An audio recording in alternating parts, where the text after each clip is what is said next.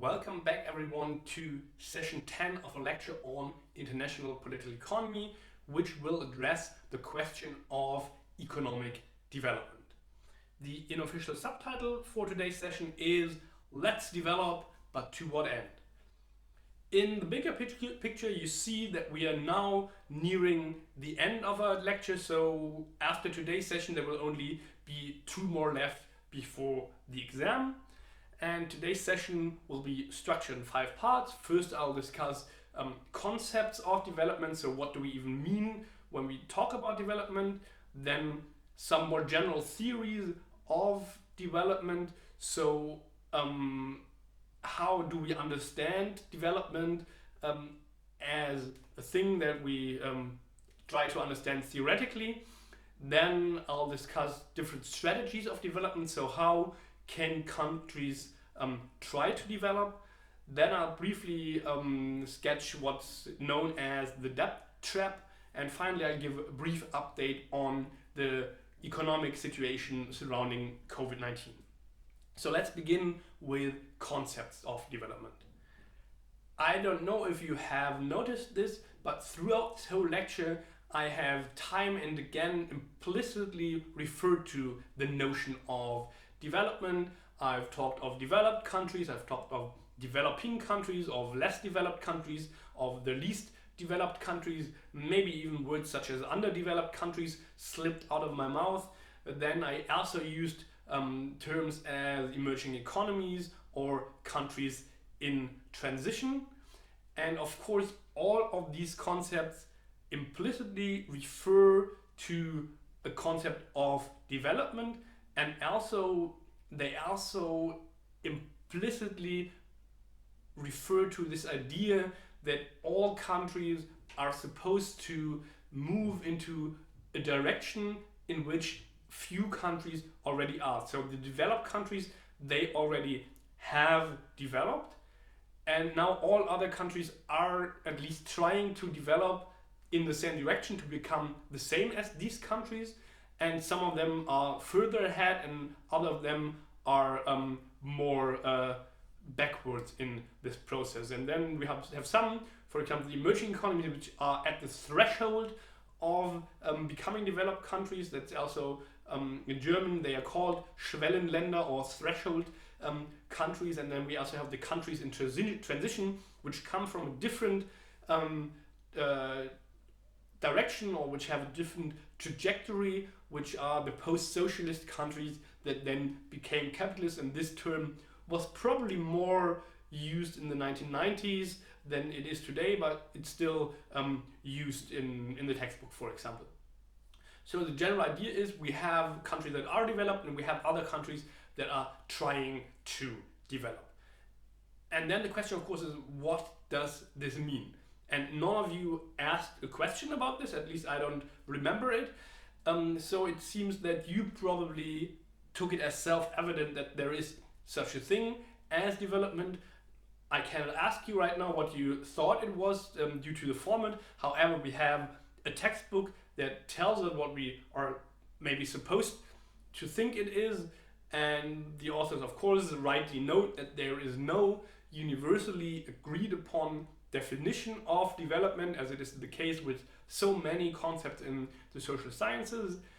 However, they use this concept by Thomas and Reeder, who define development as a multidimensional process involving change from a less to a more socially desirable state. And this definition is a definition that most people could probably agree with. However, it's so wide and so broad and so abstract that you could fill this with very different contents. Most importantly, it doesn't really answer the question what socially desirable is supposed to be and who's supposed to decide on what is socially desirable. So do we as scholars in political economy just define what is socially desirable, and then we look whether countries live up to this standard, or do we have to ask political philosophers or ethicists because they are way better on defining what is socially desirable? or do we just have to perform an opinion poll and ask the people out there what they think is desirable, and this is then defined as socially desirable? Or do we take some other kind of measure? Do we have to look in law books? Do we have to look at public discourses or whatever? The definition leaves this quite open. And then we can also say, well, if this still comes together with this idea that there are developed countries and developing countries, then the question is it true that the countries in Northern America, Western Europe, and some countries in Eastern Asia have already reached this stage of being developed, meaning they have already reached the most, or maybe at least more desirable state? And in what sense did they do so? So should all African countries become like European countries culturally? And what does this even mean? Or politically, economically? The definition does not really tell. So it's good in that we can agree on it, probably. Not everyone, as you might see later in the lecture. However, most people could agree on this definition. However, it's not so good because it doesn't define it very narrowly. It defines something very, very broad. So we need to flesh this out a little bit more. One way in which development is oftentimes operationalized in scholarship is just using development in the sense of economic growth. So the more growth there is, the more a country is developing, and the higher the GDP is, the more developed a country is. And of course you don't need take the total GDP, but the GDP per capita. So the GDP is the gross domestic product, which is the sum of all economic output in a country. So all goods that are produced in a country, all services that are performed in a country, all of them have a price tag on them. And then you just like add up all those price tags of the stuff that was done in this country, and then you arrive at the gross domestic product. And this is a certain sum in maybe billions or trillions of dollars. And then you just divide this by the number of people that live in this country, and then you come at arrive at the GDP per capita. And the idea here is the higher this number is, the more money there is for each individual, and then the more developed this country is. However, this has advantages and disadvantages.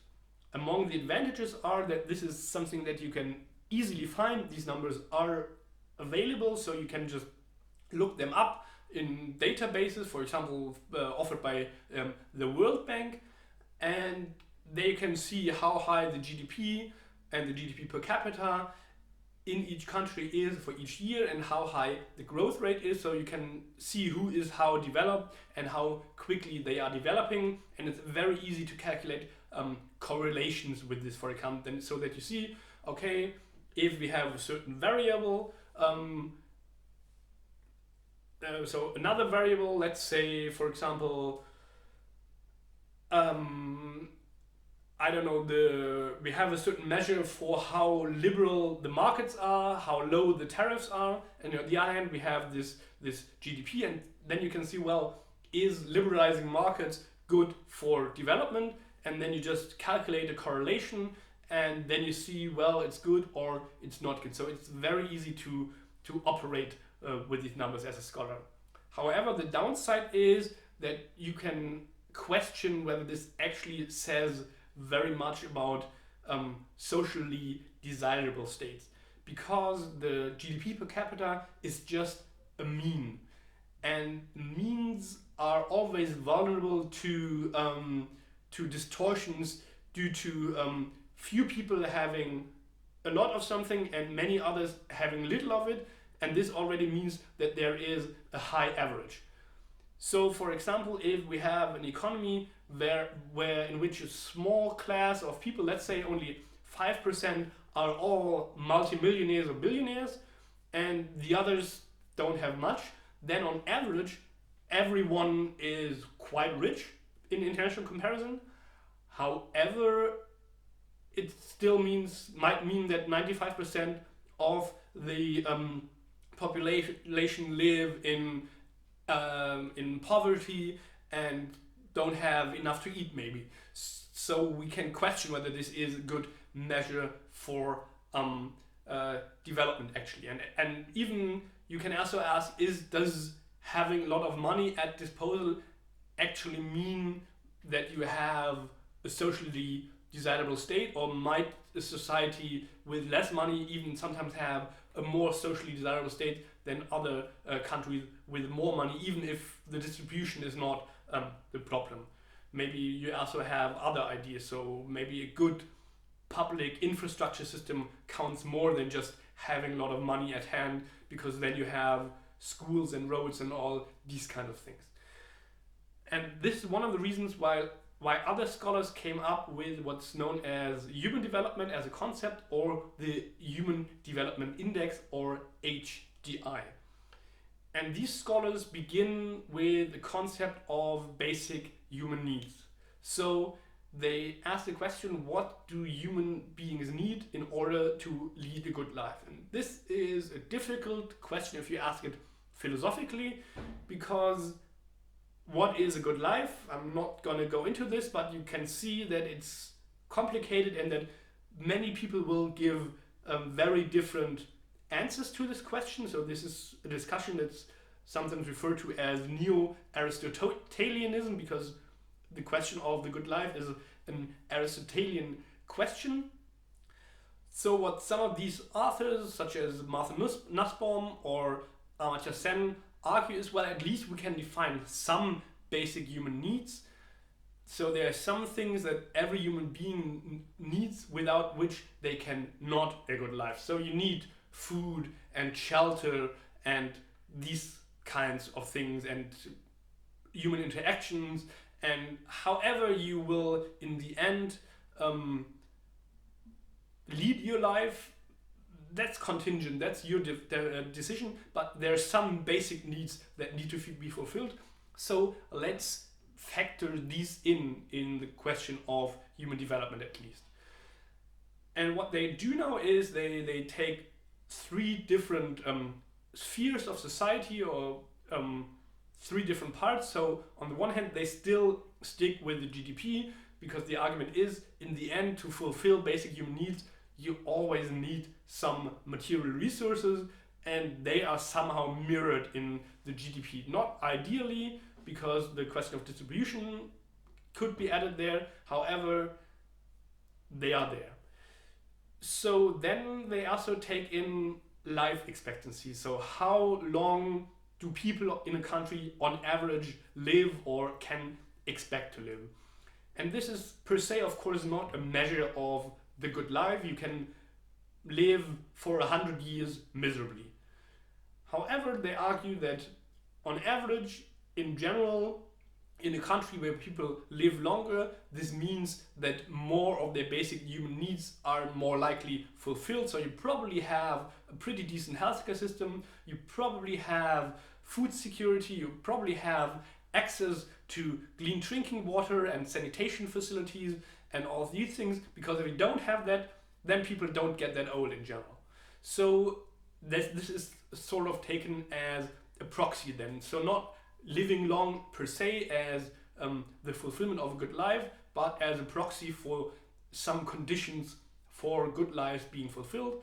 And something similar goes for education. So how many people in the country finish primary school at least, or how many years do people in the country on average spend in school?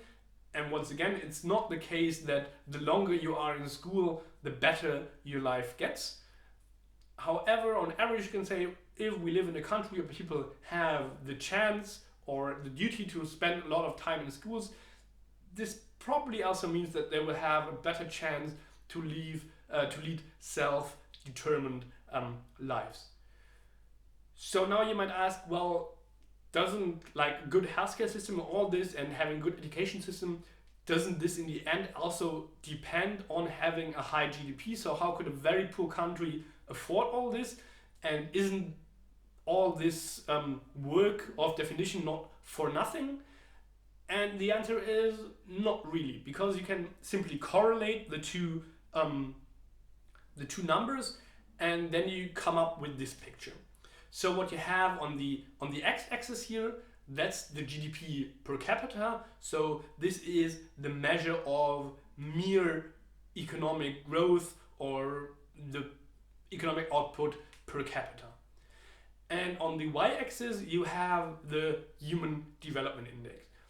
And if both were actually just measuring the same, then you would expect a perfectly straight line and all the little dots being exactly on one line that moves from, okay, I have to think, okay, from the bottom left to the upper right. And you kind of see where this line would be. However, you also see that the countries are quite a bit to the left and above, or to the right and below that line. And this is so because not all countries invest their resources into human development to the same degree. And in general, you can say that in countries where there's more equality, then you get more human development out of GDP. And in countries where there is high inequality, then you can have very high GDP and still a not so high human development. And you see this, for example, with the example of many oil-producing countries, where a small class can get very rich, and this means that the total GDP will also be quite high. However, many of these people suffer from authoritarianism and also suffer from other problems that are typically called the resource curse. Small break, I'm sorry, there is a car repair service in front of my windows, so it might be noisy today. They have a loud day today. I'm sorry about that, but maybe we're lucky. So we have this problem with the resource curse, and this sometimes means that we have countries with high GDP but low human development. On the other hand, you have countries that don't have that many financial resources, but they invest a lot in the healthcare system and in the education system, and that means they have a pretty high human development index in spite of having a rather low GDP. And one of the outliers here is Cuba, which is of course kind of socialist, also kind of authoritarian country, which is known for investing a lot of its resources into healthcare and into education. And there are some basic material things that are very hard to obtain for the common Cuban citizen. For example, sometimes it's just as simple as soap, because this has to be imported because they don't have a big chemical industry. So these are very basic things that are hard to get for Cubans. Yet there is a rather high equality, and there is quite universal access to healthcare and also to education, which means that almost by definition they move upwards in the human development despite of not having that many financial resources. So bottom line is, both indices do not actually just measure the same, but measure something different. However, they still correlate to a certain degree, and this obviously has to be the case alone from the fact that the Human Development Index is a product of a multiplication in which the GDP is one factor. So this means almost automatically that there will be correlation. However, the other two don't fully depend on this. You of course need a high GDP to have a good education system, to have a good healthcare system. However, the examples show that even with a high GDP, some countries do not perform very well, while others perform better with lower GDP also. One last notion of development I want to discuss here is that of the Millennium Development Goals that the United Nations defined in 2000, and these goals were supposed to be fulfilled by 2015. and we can just look at them. So first is to eradicate extreme poverty and hunger. Extreme poverty is defined by having to live with less than a certain amount of money per day. Is oftentimes known as having to live on less than $1 a day, which is actually the number that was in the 1990s. Now the threshold has been moved up to $1.90 just to adjust for inflation. So the idea was that we want a world in which no human being, not a single one, has to live under these circumstances of abject poverty. And there were not quite 2 billion, but not that much under 2 billion people living under these circumstances then. So you can say, well, that's a lot of people. However, it's quite easy to calculate how much it would cost in general to alleviate this problem. So the highest you could just calculate is give each of these people $2 more a day, which would then mean $4 billion per day. And this is of course the top estimate, because many of these people of course maybe not have $1.90 but maybe $1.70, so it's actually much less than that.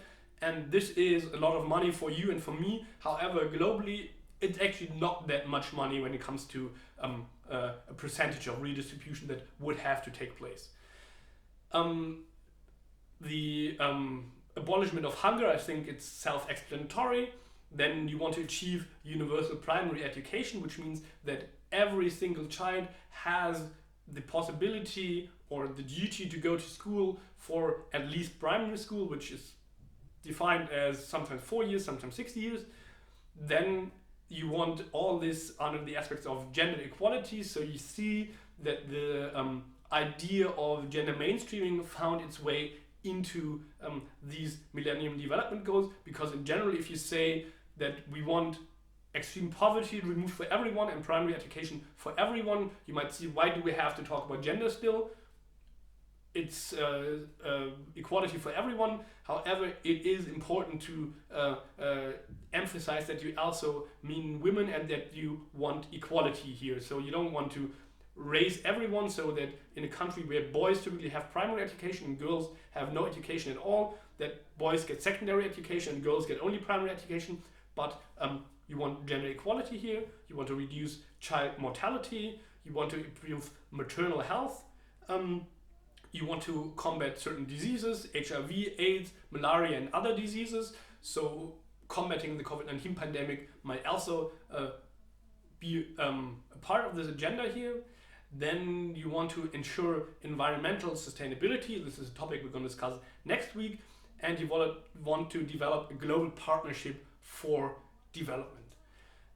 And you see that these goals are not exactly the same as the goals defined as the Human Development Index. However, you see they are already quite close there. Or at least reaching all these goals also means that you will make a massive jump in human development in the so-called least developed countries. And then we also have the Sustainable Development Goals, which is an even longer list building on these Millennium Development Goals. I'm not going to go through this, you simply find it in a textbook. I cannot discuss at length where we are with achieving the Millennium Development Goals. However, you can at least see it's not a total abject failure. So what you see here is the number of humans on planet Earth living under certain economic conditions. And there you see, first of all, that the total number of human beings is still growing. So we were at 4.5 billion in 1980, and now we are way above 7. Or in 2015, we were already at roughly 7.5 billion, or a little below that. But in spite of the number of human beings having grown considerably, the number of people living in extreme poverty actually declined. And this is of course an achievement, you could say. So now the number of people living in extreme poverty is well beyond 2 billion, and it used to be around way beyond 1 billion. It used to be around 2 billion in 1980. And what you also see in this graph, when you look at this blue area at the bottom, then you also see what's sometimes referred to as the lost decade in development, which is the 1980s, because in the 1980s the number of people in extreme poverty did not decline. However, when you look at the graph from the early 1990s onward, then you see an almost steady decline, and the decline even gets steeper after the turn of the millennium. So was the goal of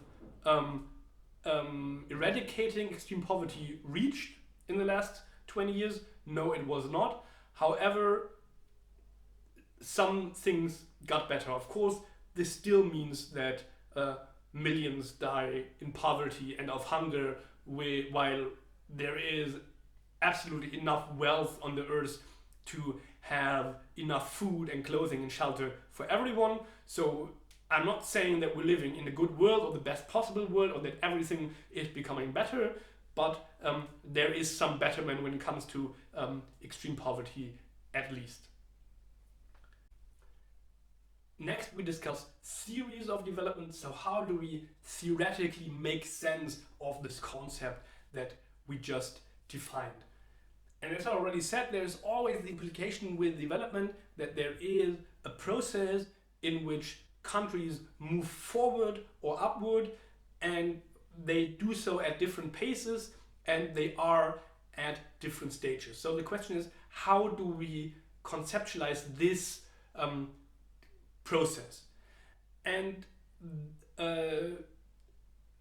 Christoph Scherrer and Karen Kunze made a metaphor to try to explain two different widespread views on this. And this means this is about chicken climbing upwards. So don't be surprised that you see a lot of chicken here now. So one of the ideas is what is known as the classic modernization theory of Walt Rostow.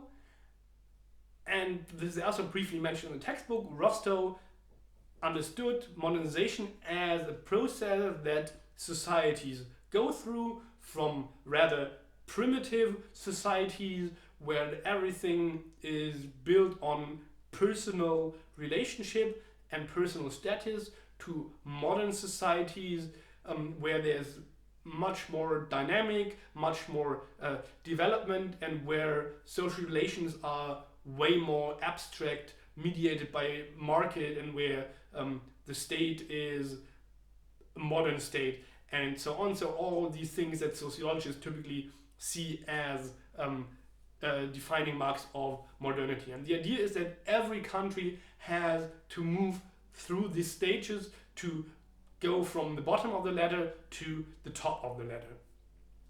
And so the idea here is that each country is on its individual chicken ladder. And I want to emphasize this once more.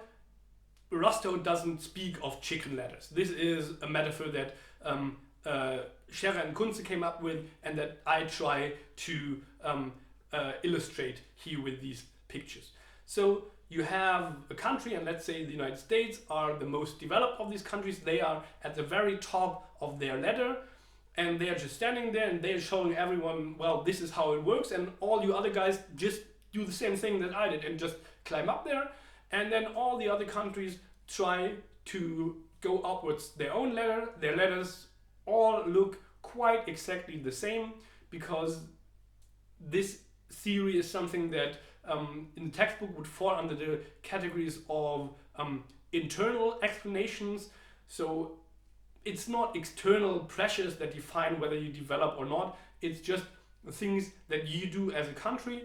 And if a country fails to move upward, it means they are doing something wrong. They are too corrupt, they are too lazy, they don't invest their resources correctly. So it's they're bad. And so we have some countries that have moved up already, and others that might move up, some slower, some faster maybe. And this of course means that everyone has their own trajectory and their own ladder, and there are no interdependencies except for maybe one of the chicken telling the others how it works, and then the others already have an advantage because they can just take the other one as an example. However, there are other theories where you can also say, well, they also still conceptualize this development as chicken trying to move upwards to the top of a certain ladder, yet now it is not every country on its own chicken ladder, rather it's that all countries are on the same pyramid, and this of course means that not every country can reach the top, but there can always only be one country at the top. There can be maybe 3 or 4 countries on the second stage and then a few more on the third stage, and so the bottom will always be more crowded, and at the top there can only be one of them, because the argument here is that development is interdependent. So countries can only develop by externalizing problems to other countries, by extracting resources from other countries, by exporting goods to other countries and having a trade surplus, but while others have a trade deficit, and so on and so on. And there are a host of theories that make cases like this. Typically, the theories that make the case of Rostow, which with all countries on their individual chicken ladders, that is typically an approach taken by liberal theorists, while the bottom approach is one that's typically taken by critical theorists. So just to give some prominent examples, for example, we have here Fernando Cardoso and Enzo Falletto, who came up with the theory known as Dependencia or Dependency Theory, which means that, and it was modeled on the Americas first, so that means that the Latin American countries are dependent on the United States. However, also it means that the development and the privileged position of the United States is dependent on the others being below them in development, and it means that not everyone can grow up under conditions of dependency. Then there was another elaboration of similar thoughts by Immanuel Wallerstein, who created this notion of a world system, which once again means that we have an economic international system where countries have different roles, and not all countries can be the top player at the same time. There are also other notions like Trotsky's notion of uneven and combined development, and many, many more of these. So, and this of course in the textbook would fall under those theories that that emphasize the external factors of development. And now you can argue what's better, what's the advantage, what's the disadvantage here, because there is of course no law that there have to be countries in abject poverty that some countries live in. However, there is this dependency, so the metaphor of the pyramid certainly is not perfect as well, but I'm just gonna leave you here with that.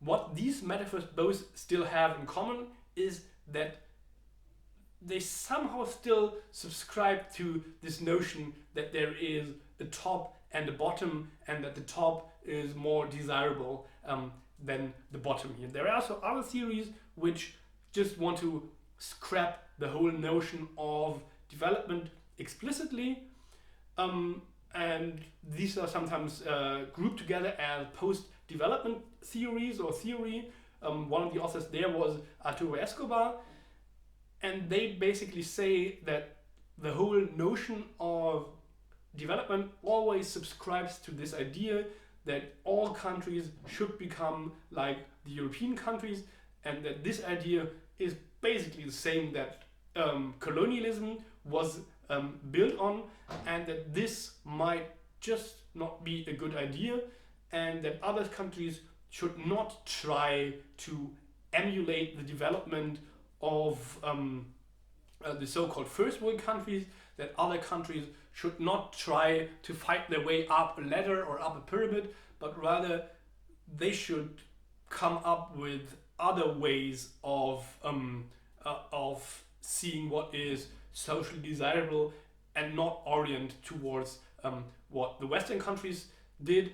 And then some theorists from this camp also argue that maybe the modernization that Western countries live in was not such a good idea for them also, and they might also want a different trajectory, and this is then sometimes combined with what is known as degrowth theories, so the idea that perpetual economic growth might not be a good idea in the first place. I'm going to talk a little bit more about this next week. Next, we're looking at strategies of development. So if we were to agree that development is a desirable thing, then we can ask the question, how can countries achieve this development? And it helps to address this question by first looking at what the problems actually are that you want to address. And most people, even at least to some point, even people from the post-development camp will agree that these are problems. So one problem obviously is extreme poverty or absolute poverty. I already mentioned this before, people having to live with less than they need to fulfill their basic human needs.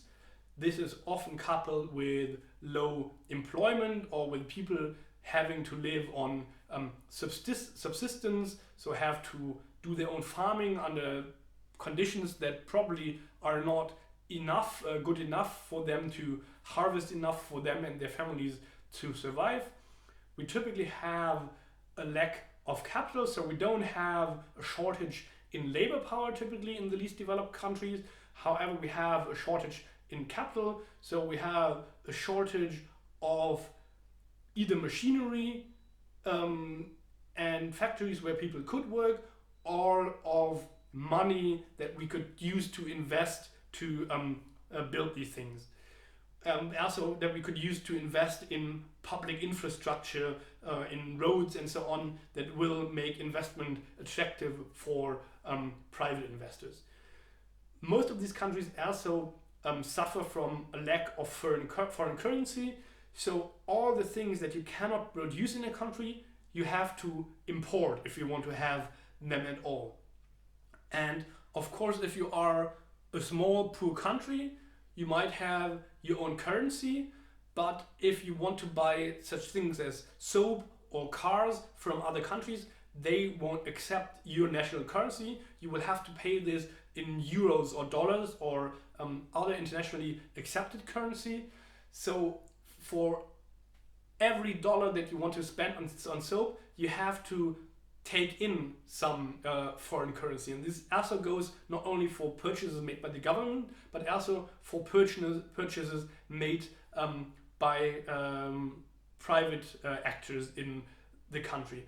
And most of these countries have problem with this. And so what they need is either an inflow of capital or an inflow of current or a current account inflow, meaning they have to export stuff or have to attract tourists to the country. And this is also one of the reasons why many countries try to compete for tourists, because they effectively bring some foreign currencies with them, or they will exchange their foreign currency into your national currency at home and then spend your national currency, which in fact also mean that as a country you'll get foreign currency.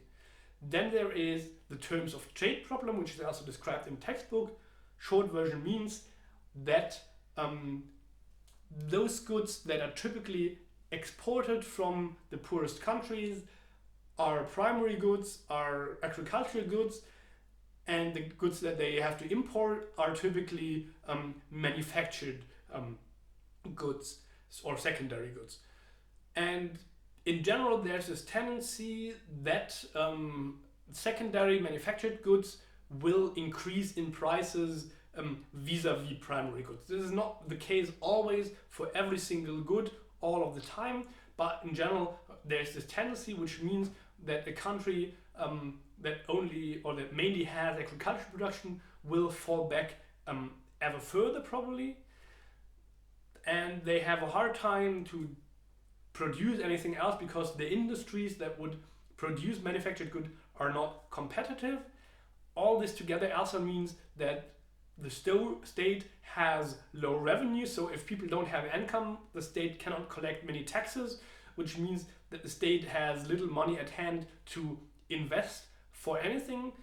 And all this together means that these countries suffer from a high degree of vulnerability and dependency to external actors or external factors, which means if you are a country that depends on exporting bananas to the United States and there's a big economic crisis in the United States, then probably your income as a country will also shrink because you depend on this one factor. Or if there is a disease among bananas and then your only cash crop will die out and you cannot use this. So there's a high vulnerability to these kinds of external factors, and there's also dependency. There can be dependency on foreign markets, it can also be dependency on foreign investment, which can be very volatile, or it can also be dependency on foreign aid.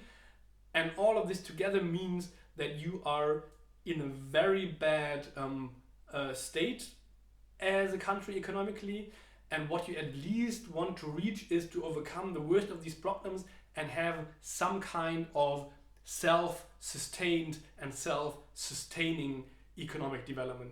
This is not the same as sustainable development. Sustainable typically refers to the fact that the economic activities that you perform right now don't come at the cost of future generations, which means, for example, that you don't use up all natural resources and pollute the environment to a degree that will make Earth unlivable in 50 years. So that would be not sustainable. What's here meant as self-sustained means that your development will even remain there and your economy will still operate if another country will decide they don't give you aid, if some investors decide, well, we're not investing in this country, or if a certain market won't buy your products anymore. So if one of these or these factors disappear, you still don't want your economy to collapse on these external factors, and then you have some self-sustaining growth that does not rely on the help of others to that a high degree. So the question is, how can you get from all these problems to self-sustaining growth? And there were different strategies that have been argued for and used over the second half of the 20th century, which is the time of development because before there was not really this concept of development as such a prominent thing. So one idea was import substitution, and this is an idea that was mainly championed either by economic nationalists or by critical theorists of the economy that were problematizing dependency. So what do you do if your problem is that you depend on foreign imports and that you always have a lack in foreign currency because you import so much? What you do is you try to produce the stuff yourself. So you substitute imports by producing the stuff that you had imported so far yourself. So you try to build your own car industry, you try to build your own soap industry, and so on and so on. So you strategically try to develop these kinds of sectors and thereby overcome the dependency on the import of manufactured goods. And what do you have to do to reach that goal? Well, one thing is you of course have to strategically invest and help your own industries, but you also have to keep foreign competition out, which means you have to build up tariff barriers.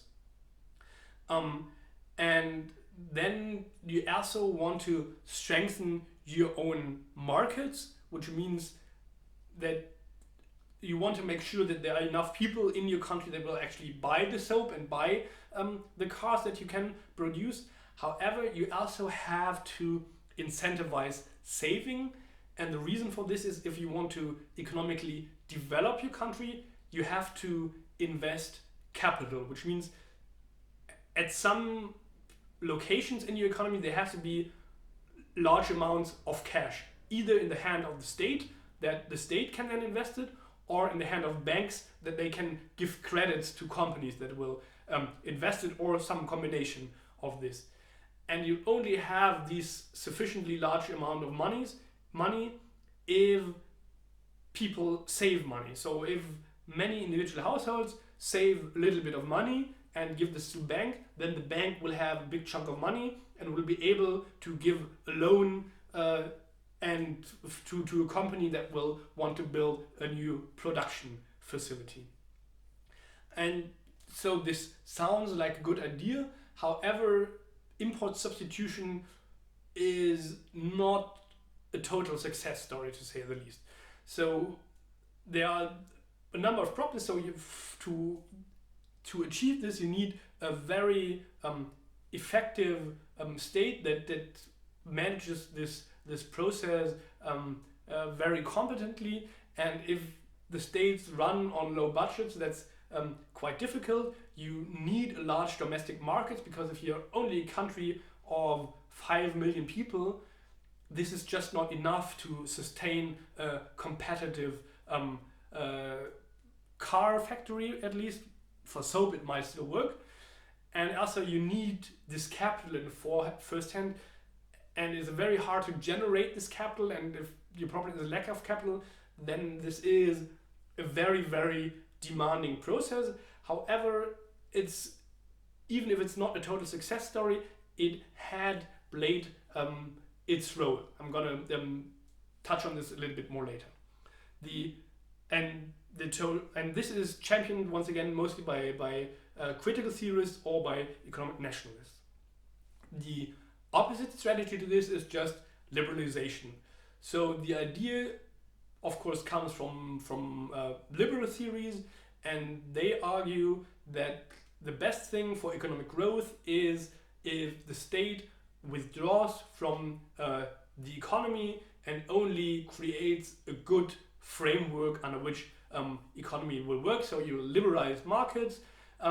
What you as a state have to do actively is you have to combat corruption. So the idea is country knows that there's a lot of corruption and uncertainty in the country, then they will not invest there.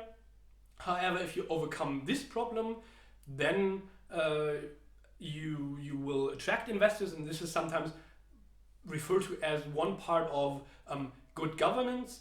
And then there will be international investment. Then you have to reduce tariffs to allow for a free flow of goods and services, because of course if you raise tariffs, that also means that you have problems to buy the goods that you need for development, and the people in your country will have those problems. So you argue here, well, you don't want to raise tariffs in order to protect your industries.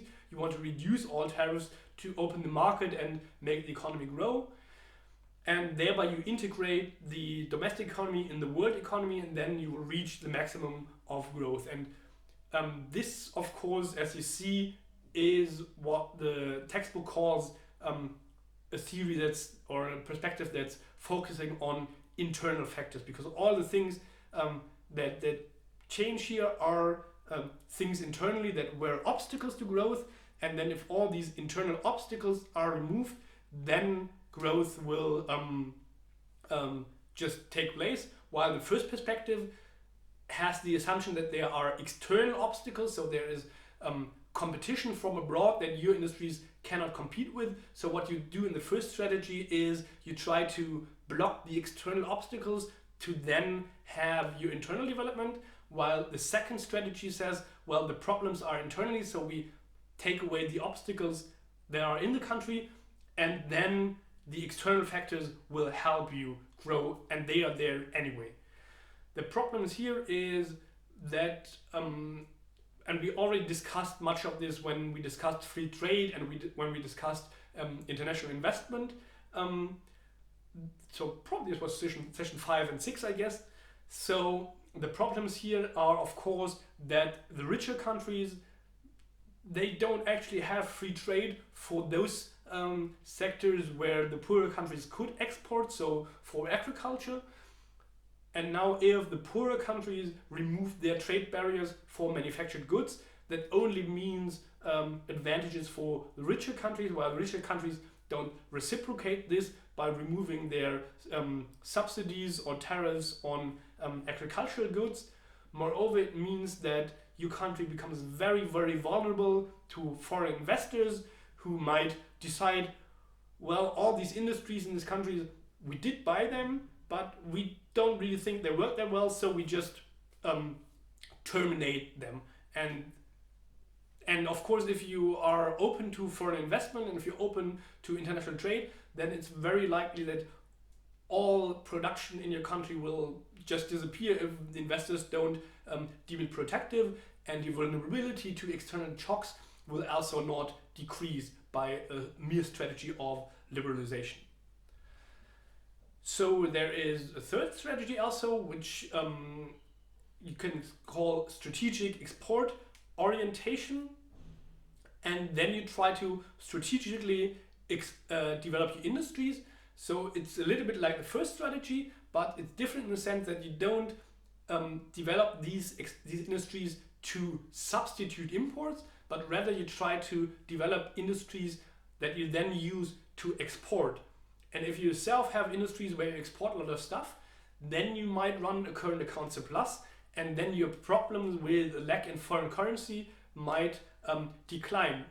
First, because you export a lot of goods, but also because maybe you attract foreign investors to those special economic zones, and this also means an inflow of foreign currency. So you overcome this problem in two different ways. However, you don't liberalize your whole market. You don't just open the whole country as a shop for everyone who wants to buy stuff in the world. Rather, you only open special economic zones, and we discussed this, and it was in a textbook when we discussed foreign investment. And in these special economic zones, you have specific conditions for setting up export industries, for attracting foreign investments, but you don't create absolute competition for all industries in your country. And also you have the possibility to clearly define the terms under which foreign investors can build up their shops there.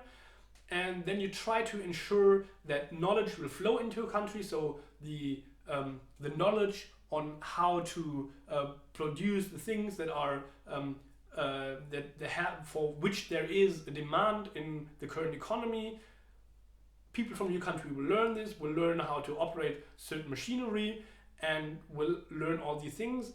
And this means that this transfer of knowledge will strengthen your economy and your companies.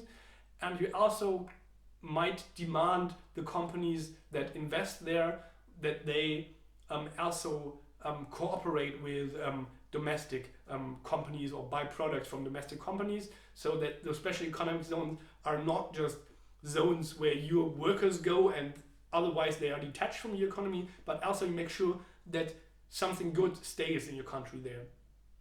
And by that you ensure that your workforce will become more competent, your domestic industries will be strengthened, and then you also integrate your domestic economy in the world economy. However, you do this not in a totally open fashion, but you do it in a controlled fashion. However, again, there are problems here. This requires an effective state that is able to effectively negotiate with billion-dollar companies. And if your state don't have the standing, if it doesn't have the importance, then you have problems to strike a good deal with them.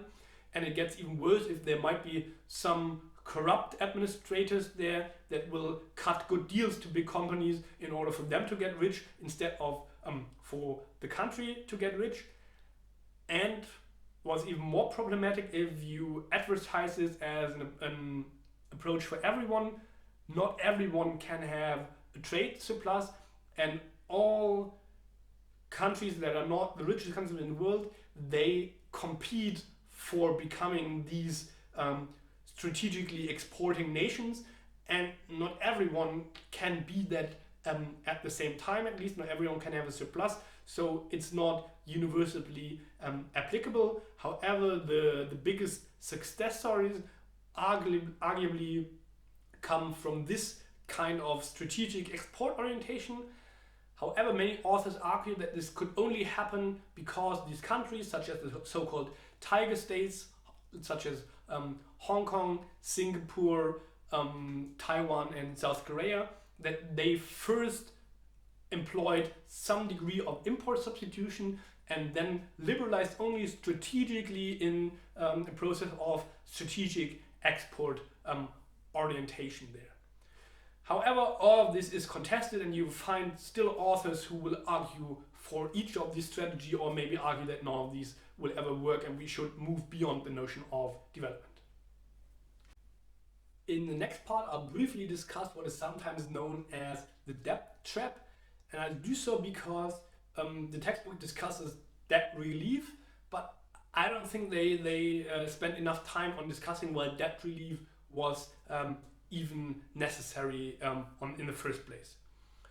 So this is a very brief history of what we might call the debt trap, and it begins, of course, with loans being given, because you can't be in a debt trap if no loans were given to you, and these loans were given quite liberally, and they were also taken quite easily in the 1960s and the 1970s under the assumption that they can easily be repaid later, because then the interest rates were quite low, and the general idea was if countries in development, if they take loans and invest it smart in their country, then there will be more economic growth and they will easily repay these debts.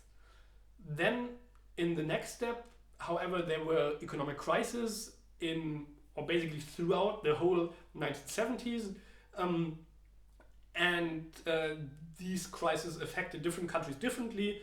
Part of the crisis was a spike in oil prices, which was of course good for oil exporting countries, but for all others it was bad. And for developing countries that were not oil exporters, this was twice bad, because of course they also need oil, so they lost money there, and they lost or their deficit in international currency grew bigger there. On the other hand, there was a crisis in the countries to which they might export to, so the United States, Europe, so they had more trouble selling their goods there, and some of these countries then engaged in protectionism, particularly in agriculture, so this was bad for all countries that were not exporting oil, at least, and that of course meant that the high growth rates did not pay off. And then in addition to this, the Volcker shock took place in 1979 and 1980, which refers to the then time chief of the Fed, whose name is Volcker, and he decided to curb inflation by steeply rising the interest rates. And then the interest rates, which today is somewhere around zero for at least a decade now, or way more than that, actually 2 decades in fact almost, was in the double digits in the early 80s. So you had to pay more than 10% credit to even get money from the central bank, which did its job on curbing inflation and to curb economic activities in the United States. However, it also meant that not only did the poorer countries have problems in exporting their goods to the United States that was slowing down economically, it also meant that when they had to refinance their old debts, they had to do so for much higher interest rates, which meant that even if they were repaying one rate after the other, it still meant their debts were in fact increasing without them ever taking additional loans that would allow them to invest more.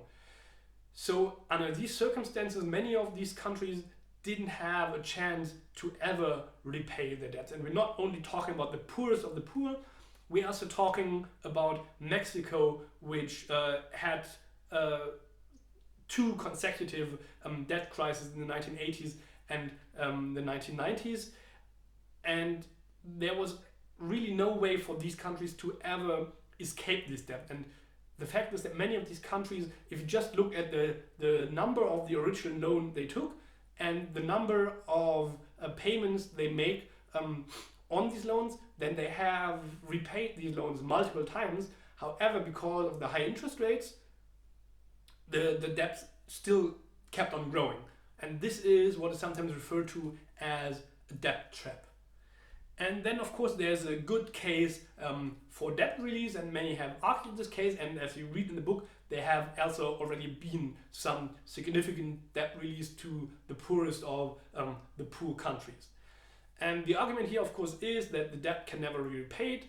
You can also argue that the creditors themselves are partly responsible and have to take on the burden. So if you are a bank in Germany and you give a loan to a very poor country, and after 20 years it turns out that country cannot repay their debt, then it's your fault because you just gave a debt to someone who cannot repay it, and then you have to live with the fact that you don't get your money back. And this is the case if a bank lends money to a corporation that goes bankrupt. It is the case if a bank lends money to an individual who defaults on the debt. Why should it not also be the case for countries? Then you can argue with the fact that I already mentioned that the original amount of debt has been repaid multiple times already. You can argue that this debt is one of the main obstacles to development, because if the countries struggle with the debt burden, they can never really effectively engage in strategies to foster growth, because if or a big chunk of their state revenue goes into repaying debt, if a big chart of the foreign currency they have goes into repaying external debt, then how should they ever engage in any of those three strategies that I just mentioned? And then you can finally also argue that some of these loans, it's a bit of a cliche, but it's not wrong in every case, were taken by dictators 50 years ago, and these dictators did not actually use them to invest in their countries. They might have used them to invest in having a lavish lifestyle in their country, but they might also have just taken the money and put it on a Swiss bank account. And this is partly discussed in the chapter on finance in the textbook, I think under the topic of dark money. And so you can ask, why should millions of people in one country up to this day still repay a debt that some foreign banks gave to a dictator who never cared about these people? And this, I think, is quite a good case, and many have made this case way more eloquently than I just did. Probably the most famous person to do so is probably Bono. And this is the case for debt relief. And there's also a case against debt relief, and this basically always comes down to debt must be repaid because you took the debt, now repay it. And the argument then goes that there is a moral hazard in debt relief, because if you start relieving a debt, then the whole concept of giving loans is defied, because it then incentivizes irresponsible behavior. Because if you take debt, then you spend the money, and then you say, well, sorry, I cannot repay it, please give me debt relief.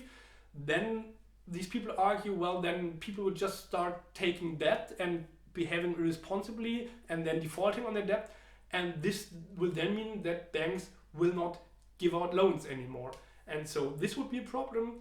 And they also argue that this would be unfair to those countries that actually do or did pay the debt and did behave responsibly. So the moral hazard argument is that you actually punish responsible behavior, because those who repaid the debt, they are stupid now because the others don't have debt also, and those who behaved irresponsibly, they are rewarded with the debt relief. So there's this argument of moral hazard. And as a fun fact to the side, this question is not only discussed in international political economy. We have a very similar debate when it comes to the finances of municipalities in Germany. So towns and villages in Germany also have debts, and some are in sort of a debt trap situation. And there's also talk about a debt relief for municipalities in Germany. And some others argue, well, we can't do this, there's a moral hazard here. And one of the people who makes the latter case is, of course, the mayor of Tübingen, Boris Palmer, who said, well, we in Tübingen, we did the responsible thing, we had solid finances, why should we now pay for some city in the rural area who just did not act responsibly? This is just not fair. So you find these kinds of arguments everywhere. At least when it comes to the international situation, I would surely rather be convinced by Bono than by Boris Palmer, which might not be the best alternative to have, and I don't say this easily. However, just to be sure, I don't know anything, I wouldn't know that Palmer ever said anything about or against debt relief for the poorest country, so I don't want to be unfair here. Unfortunately, I didn't find a perfect diagram to sketch this problem, so I just throw a couple of diagrams at you and hope that the general point will move across. So what we see here is the total amount of external debt that countries have in relation to their GDP. So debt that is with banks in the country is not part of this equation. And you see this as a bar chart moving over the years here. So the dark blue bar chart means the lowest income countries, the red bar chart means the lower to middle income countries, and the green bar chart means the upper middle income countries. And the orange line is the average of all of them. And what you see here, if you look at the poorest countries, that they had almost 90% of their GDP as external debt in the early 2000s, and now this burden shrank to around 30%, and this is in part because of debt relief. It is also in part because of economic growth in some of these countries, and of course if the economy grows, the GDP grows, then the ratio of debt per GDP will decline. However, you see there is some sort of progress there.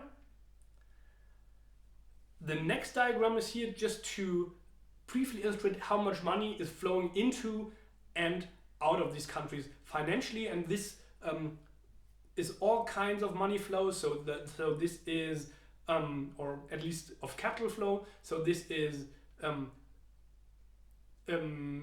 credits, loans given, this is investment, this is development aid, this is remittance payment by migrants made to their families. And what you see here, what might surprise you, is that in total there is an outflow of money from developing countries quite consistently. However, and this is the dark blue line at the bottom, is the sum of all developing economies. However, this sum obscures that there are actually quite big differences between countries. So the dark blue line here is the sum of all developing countries, and then the other colors are divided by region. And here you see that we have some region which carry most of the outflow, which is particularly East and Southern Asia. And then we have other regions where the outflow is lower. And these are, for example, those so-called economies in transition. And then we have economies, if you take the red line, is all of Africa, where there was a net outflow in the 2000 years there, and it changed to a small inflow over the last couple of years. And so the idea should not be that there's always money flowing into developing countries from the richer countries. Next diagram here, second to last diagram of these, is if you look at what kind of money is flowing into and out of developing countries. What you see is low and middle income countries. And what you see is the one inflow of money that's constantly rising over the last couple of years, with just a small dent in 2008, 2009 because of the financial crisis, is remittance payments. So it's the money that migrants that come from a poorer country to a richer country and work in the richer country pay or send back to their family. And this has now overtaken foreign direct investment, and it's much more than the ODA, which is the official development assistance that the richer country pays. So you see that roughly $500 billion, which is half a trillion dollars, which is a 5 with 11 zeros at the end, is paid in remittances, and only roughly 100 billion is paid in official development aid. And this diagram would look even more impressive when it comes to remittances if we took out China, because a big chunk of the foreign direct investment goes to China. So if you make this diagram without China, then remittances would be way above the FDA, and not just for 2019 there. So bottom line here, of course, that is that remittance payment might do more for development than official development assistance. However, there's also a different picture, and this only applies to the least developed countries, most of which are in sub-Saharan Africa. And unfortunately, this is only a bar chart, so I would have really wished for these diagrams to look more similar to give a better picture, but it's the best that I found, so I'm sorry about that. So here we see that once again the net inflows or outflows. So what we have here in red is the net inflow of official development assistance, and here you see that for the least developed countries, actually this is the biggest inflow of funds that they have, and that this is still somewhat bigger than remittance payment. However, the ratio has changed. So if you look at the 2000 years, it was roughly that half of the ODA was paid in remittance, and now it's almost the same, the remittance payment and the ODA. And this difference is of course so because the ODA, so this different as opposed to the last diagram that I showed you, of course, because most of the ODA does not go to the middle income countries, but rather to the poorest countries. And much of the remittance, however, goes to middle income countries.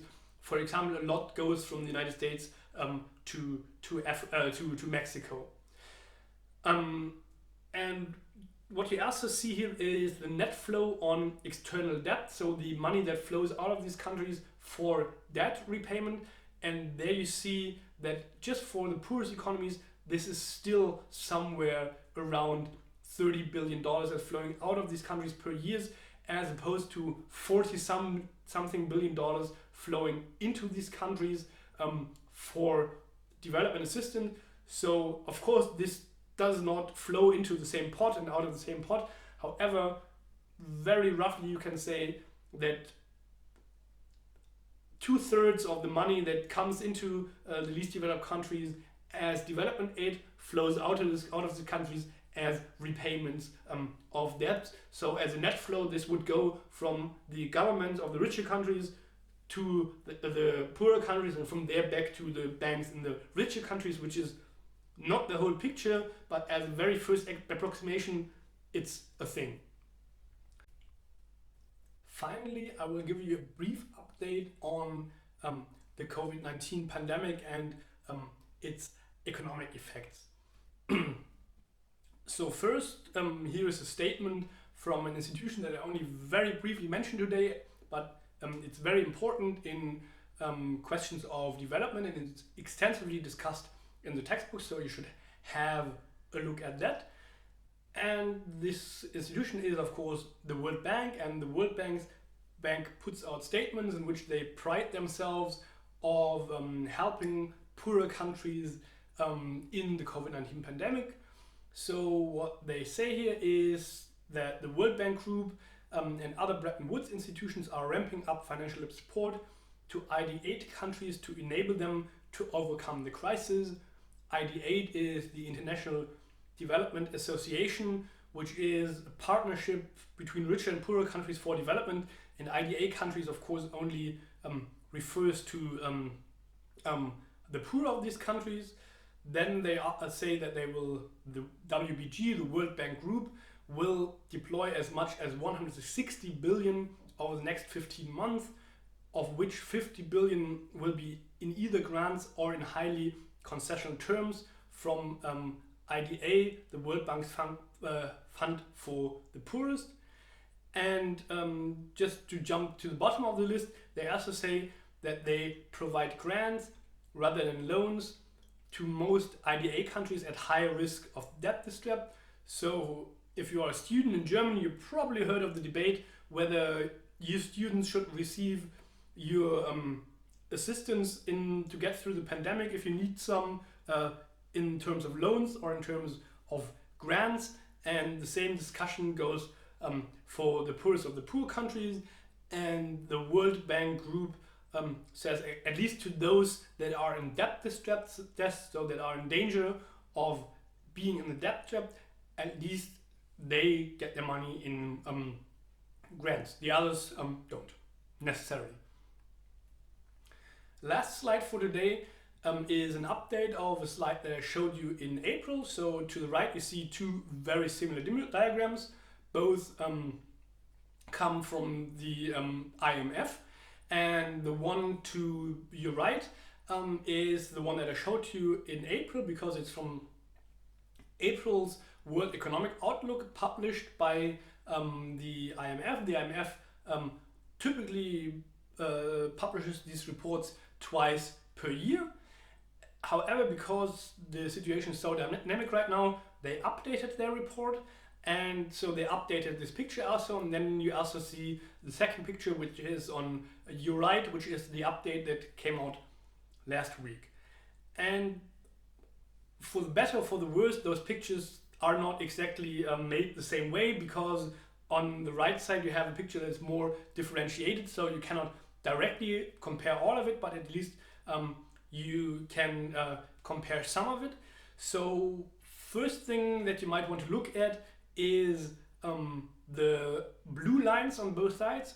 So this stands for the advanced economies, so the so-called developed countries, the richer countries. And here you saw that already in the projections from April, they already predicted a decline to less than 90. So the 100% mark here is the place where all these economies were at the first quarter of 2019. And then before the pandemic, they were somewhere above that already, because they had grown a little bit. However, in the first quarter, they already shrank the developing world more than the advanced countries. And then there was a steep decline for the second quarter, which was already going below 90% of the original value for the first quarter of 2019. And now this projection has even worsened, and now you see that it is even below 85%. So this economic contraction in the second quarter is even steeper than it was originally projected. And then also the recovery will still be very slow, and even slower than it was projected. And as you see on the left side, originally they expected that at the end of 2021, the advanced economies would be as big economically as they had been in the beginning of 2019. And now they're even below that, so only at 98%. So the decline is steeper than was expected, and the recovery will not be as quick as it was expected for the advanced economies. For the other economies, the picture is not made in the same way as it was made before, because now they separated China from the rest of the developing and emerging countries. And so on the left side, all countries that were not the advanced economies were part of this red line, and now China is a yellow line of its own, and the countries that are neither the advanced economies nor China are now the red line, while the black line is all of the world combined. And what you see here is that China had a very steep decline in the first quarter of 2020. However, their recovery in the second quarter is impressively quick, and they are already set to have regrown again in the third quarter. And if you now put in those projection lines there that they put in the first diagram but not in the second line, so I added them here, then you see that at the end of 2020, China is already projected to be almost where they would have been if they simply continued their growth rate before the pandemic, while the same is definitely not true for the advanced economy. So the blue line, could have been expected to grow a little bit further. However, now it's way beyond that. So it was supposed to be at roughly maybe 107% of the first quarter of 2019 at the end of 2021, which would be an annual growth of 3 or 4%, which is already something. And now they're going to be at 98%. So that's almost roughly almost a 10% difference there, which is a lot. And for the rest of the world, it's somewhere in between both. So, long story short, for the advanced economies, the new projection is even more pessimistic than the old projection. For China, it is quite optimistic actually. Okay, that's it for today. See you next week when we discuss questions of ecology and economy. Goodbye.